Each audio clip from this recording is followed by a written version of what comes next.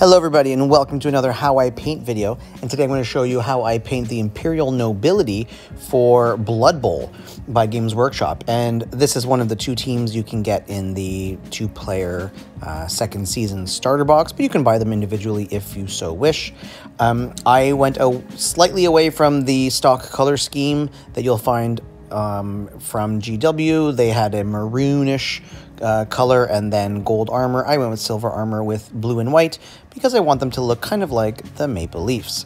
You'll also see that I painted the feathers, I was going to say leaves, the feathers white, and I might color them later on, but for now we're going to leave them as white.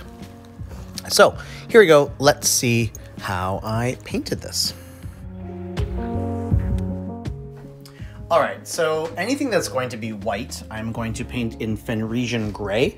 It's the undercoat that I like to put under my whites for pretty much any project.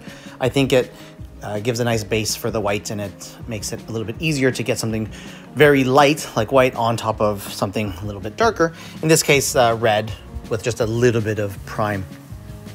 And then for my white, in this case, I'm going to use Ulthuan Gray, and again, this is my preferred white for a lot of whites. It's mostly white. I think it's got like a hint of bluish, but it definitely works for these purposes. You can also get something else that's like much whiter, like a stark white, but I like to have this as the Ulthuan Gray.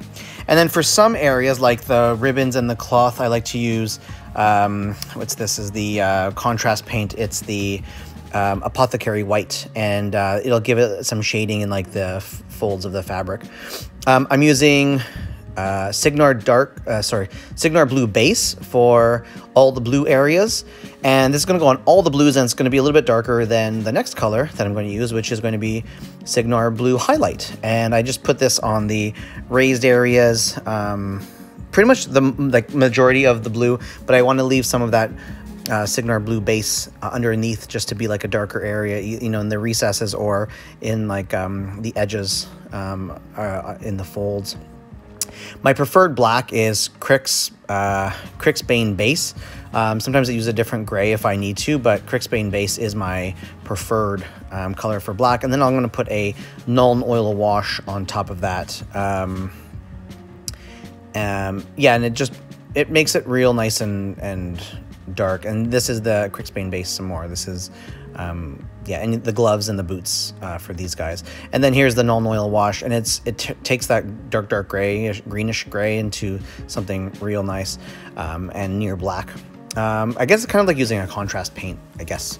I don't use much contrast paints other than like that Apothecary White, actually. Here is flesh. I use, what's it called? It's the middle flesh from P3. And I just put on all the skin areas, of course. What's this called? It's a mid-tone flesh. I don't know, you can use whatever skin colors you want. And actually for this team, I meant to actually have some darker colors and do some black skin, but I totally just was going in like conveyor belt mode, assembly line mode, and I totally missed it. After I've done the skin, I'm going to use a Reikland Flesh Shade wash on all of the skin areas, and then I'll go back later and with the same flesh give it some highlights just to brighten it back up again, and then keep the shade in the areas. And then I used a couple different browns, I would have used Dryad Bark for the dark brown for the leather, with a little bit of highlight of like Bootstrap Leather by P3. Yeah, and then I used Leadbelcher for the metallics. I think I missed some areas in the video. Sorry about that. But yeah, Leadbelcher for the metallics, and then a light wash of Seraphim Sepia, and then go back and do a little like dry brush or overbrush of the Leadbelcher just to bring back the shine. Beards and hair in different colors, all the buckles and stuff in Leadbelcher, and yeah, there's like just little areas that you have to go back and touch up. This, like, the uniform is really cool, but there's so many little details that I've had to go back and forth. And I tried very hard to be very clean and clear, and in most areas I was, but sometimes I went over, so I'd have to go back with the white or the blue and just touch things up. But anyway, that is how he looked painted, and here you go. This is what the team looks like together. I've blackened the base edging. There's sand on the base, which you saw before, and it was just like a dollar store brown with an Agrax Earthshade wash, and then grass. And this is GW grass, like the older kinds. I forget which green, but you can of course do whichever one you want. I think the green really pops out and makes these figures stand out. I might add the white line to the grass to look like the lines on the field, and I do of course have to add the number.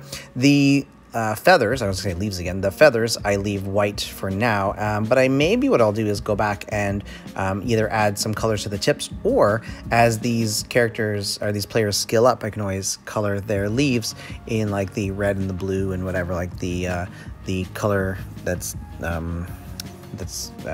for the Blood Bowl skills. Anyway, thank you for watching. Hopefully you learned something here. If you didn't learn anything, it just gave you something to do while you paint.